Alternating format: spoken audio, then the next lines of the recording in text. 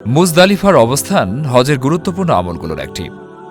আরাফাতের বয়তান থেকে ফিরে হাজিরা এখানে রাত যাপন করেন এবং শয়তানকে পাথর নিক্ষেপের জন্য কঙ্কর সংগ্রহ করেন।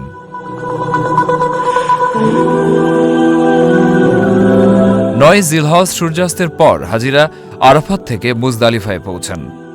এখানে মাগরিব ও এশার নামাজ একসাথে আদায় করা হয় এবং খোলা আকাশের নিচে রাত কাটানো হয়।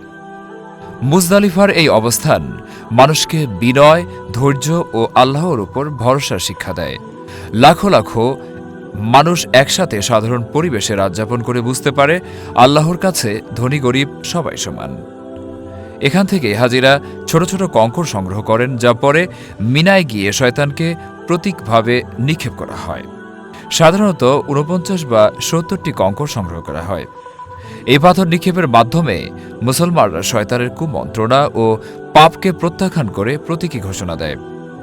ফজরের নামাজ ও দোয়া শেষে হাজিরা মিনার উদ্দেশ্যে রওনা হন, যেখানে শুরু হয় হজের পরবর্তী গুরুত্বপূর্ণ কার্যক্রম।